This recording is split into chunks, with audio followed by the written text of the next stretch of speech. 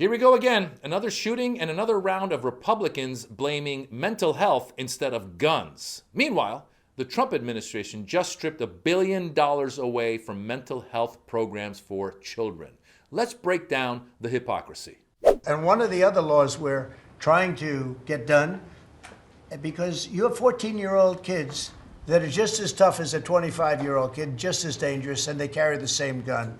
And we have to make a provision where they're treated like older people, because these are seriously tough, bad. They're children, but they're criminals, and they're really bad criminals. And they're used by older people because they never get charged, because you can't do anything to them. But we are getting that change, Pam, I hope, because you have 14-year-old kids that are evil, they're sick, and they have to be put away. Something has to be done, because you can't have a society where they're allowed to walk the street. You know that better than anybody. There he is talking about Washington, D.C. and how these 14-year-olds are evil and they need to be treated as adults, and that's the way you got to do it. That's right. These kids are evil and you got to put them away, and it's not at all their access to weapons that's causing any of the problems. It's just the evil, evil kids. Meanwhile, the real evil person is Donald Trump. I'm on the other side of giving a damn about people's feelings about this moment. I will express myself more clearly and more concisely because I see the threats in very vivid terms in ways I never saw before. And I see the consequences of not just those threats from the administration, but the actions of this administration, more perhaps than any other governor in the United States, because I've seen the damage firsthand to communities, this economy, our reputation, to our allies, the world we're trying to build. This is simply the most destructive and damaging individual in my lifetime that happens to be the President of the United States, and I need to be held to a higher level of accountability as governor. So in every way, shape, or way, I have changed, and I also, as a father, as a caregiver, recognize that ultimate judgment will come from them. And even myself, when I'm done, I have to meet this moment. And so, yeah, this has been very clarifying. It's been very sobering. Gavin Newsom is on fire. He's lighting it up. He's saying that the most damaging individual in our lifetime is Donald Trump, and he's going to do something about it. Keep your eyes on Gavin. He's pushing. We need more Democrats to push and push and push and expose the hypocrisy, because the truth is we are losing our country because of people like this. The school's locked. The church is open. The kids go to mass. This person absolutely knew that they were the softest of targets. I can't stop thinking about what we were talking about earlier. How do we stop this? Obviously, we have a mental health crisis in this country. We need to deal with it. Seriously, a lot of confusion among kids, a lot of mental health, but also the very practical idea of getting retired police officers, retired, military, our veterans. There are many of them that would pass a background check. And I know if we can get volunteers to do crosswalks in our schools, we can get volunteers to be outside of our schools, outside of our churches, outside of these soft targets to protect our most innocents. I know I would feel better. That's Fox host Rachel Campos-Duffy saying it's all about mental health. No kidding, Rachel. We all need therapy after watching your show. She wants more guns in the schools to protect the shooters that are coming. And it's not just her, it's actual representatives in Congress. I'll tell you, once again, this is not about guns. This is about mental health issues that the radical left refuses to acknowledge comes from their crazy ideology, which is damaging so many children in the United States who are now becoming young adults. That's Representative Donalds saying that it's all because of the crazy left's ideology. What ideology is that, Representative Donalds? Background checks? Not wanting kids to go to school with bulletproof backpacks?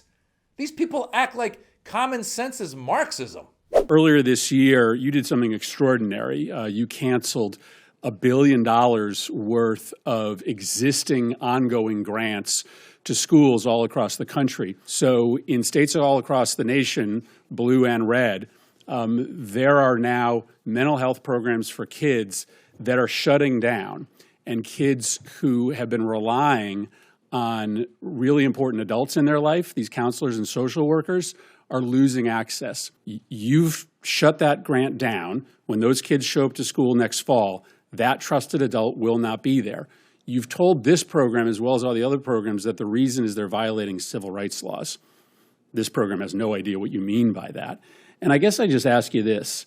I'm sure you had to weigh, factors in making this decision, but did you worry about what your decision would do to these kids where you've ripped away their counselors and social workers literally in the middle of the program? I certainly worry about mental health for children and adults all across the country. I certainly do. I guess I'm asking specific. You must have weighed this. I assume you weighed this when you made this extraordinary decision to shut down $1 billion worth of mental health programming for kids. Did you worry about what you would do to those specific kids? I certainly can't evaluate every particular program in every school district across the state. A governor or a principal or a state superintendent would have the best information relative to what is needed in that particular state. Yeah, we know what we need in Northwest Connecticut, and what we need is for the federal government not to rip funding away from these kids in need in the middle of the service program. And there's Senator Chris Murphy of Massachusetts bringing it home beautifully, asking Linda McMahon, who is the Secretary of Education, did you look at the effect of cutting $1 billion from mental health for these kids that were getting mental health help? And she said, well, I think that it's the governors and the superintendents and the teachers of those schools that could really look at that more in depth. And he said, yeah, we know. And what we know is we don't need you cutting $1 billion that was already allocated to mental health problems. So do the Republicans care about children's mental health? Clearly, they don't. Clearly, they don't. They're cutting a lot of programs that would help mental health problems. They're cutting programs that help members of the LGBTQ community. They're cutting programs that would help kids who need meals in schools. They're making it harder and harder for kids to get through America in the public school system. Because what they're trying to do is they want to privatize everything so their friends can own these schools and charge you to pay them and get rich while they earn more and more money off your back, rather than actually improving the public school systems, rather than actually improving mental health in America. And this whole thing of every time there's a shooting, they go mental health, mental health. No kidding, dude.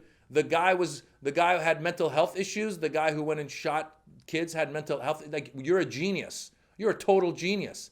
But what about the fact that that guy had access to guns? What about the fact that that guy could legally get guns in some places? What about the fact that that guy did not have a background check? What about the fact that that guy was posting stuff on social media and you didn't do anything about it? What about all that stuff? What about controlling or having some sort of regulations on social media so when somebody goes on their page and says, I'm about to go on a rampage, social media companies should be able to find that right away and do something about it. What about that? What about making it a little bit hard, just a little bit harder for people who have mental health problems to get guns? No, they don't want that. They want to do what that Fox announcer was saying. They're going, you know what? Let's just arm everything. Let's just put an old cop at a school. Let's put an old cop at a church. Let's put an old cop.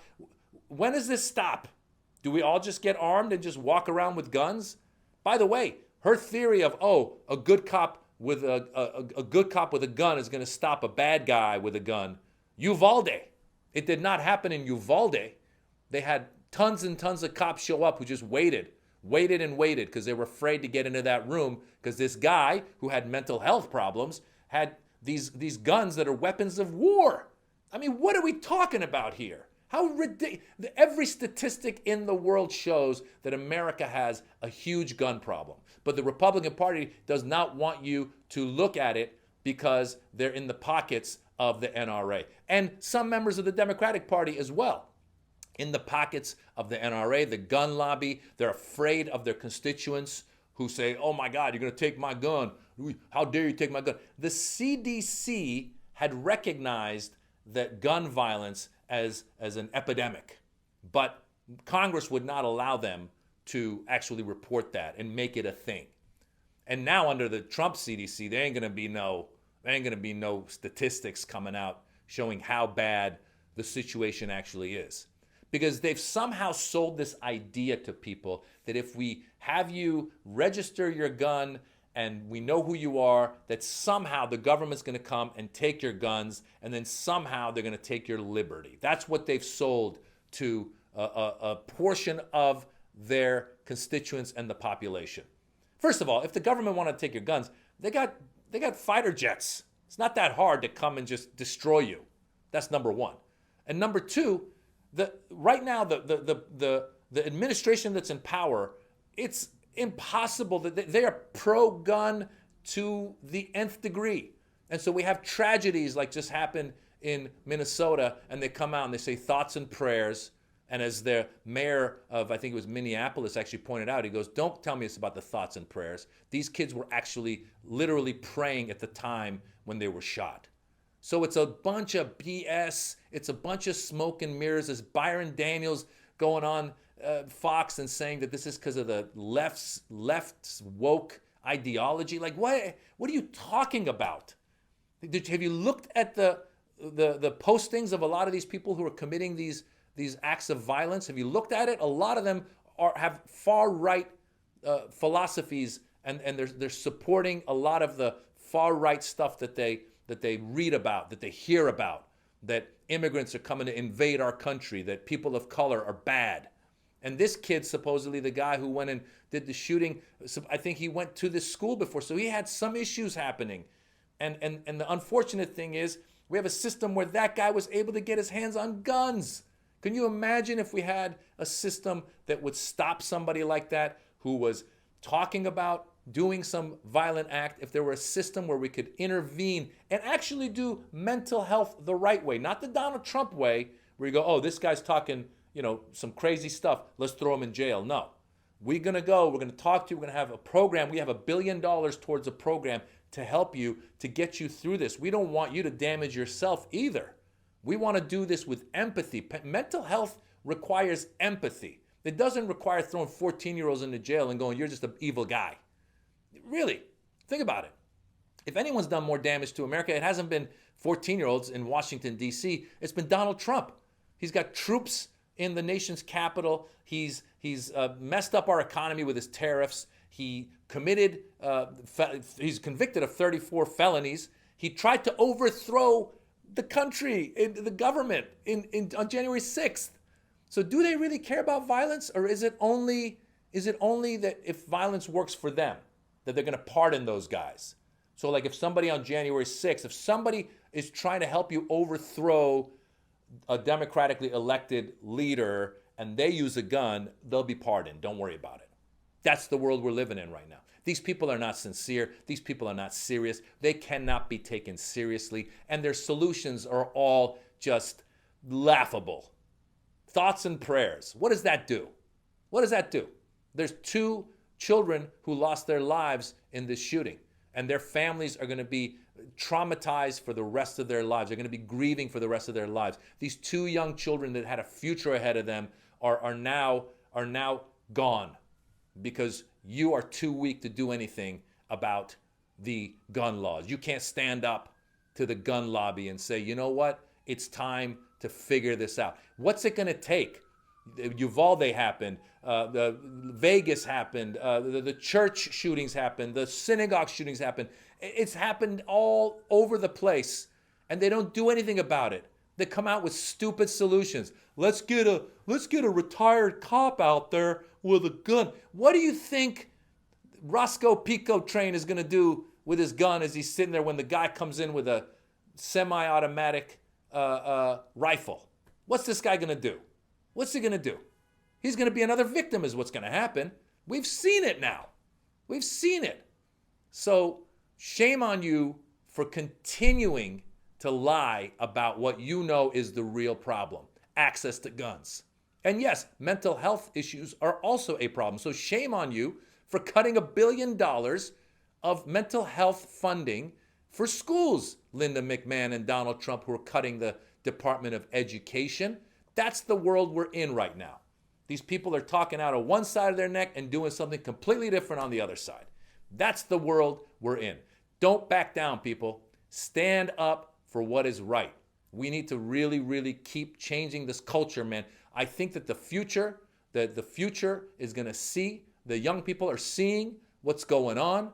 that the rich are getting richer, that rather than putting money into schools and giving these kids that Donald Trump says are evil, giving them education, early education. How about giving free childcare to parents so their kids can have early education and stay off the streets so these kids at 14 aren't committing crimes? How about that? How about helping these kids have a future? How about helping these kids actually get somewhere in life where they have a stake in their lives through sports or music or theater or scholastics or whatever it is? How about taking those kids that are in these lower economic neighborhoods and helping them have a future so they don't commit any crimes at the age of 14, rather than saying, let's try these kids as 18-year-olds? How about that? How about helping kids with mental health issues? How about that? How about passing just a few laws about gun control and getting rid of some of these semi-automatic rifles, getting rid of some of these, the access to some of these weapons? How about that? No, they're just gonna sit there, thoughts and prayers all day long. Oh, guys, I'm comedian Maz Jobrani. Believe it or not, I actually tell jokes for a living. I've got a page right here on YouTube. It's at Maz Jobrani. Give it a follow. I post stand-up all the time. Let me know you found me on Rebel HQ. Bye.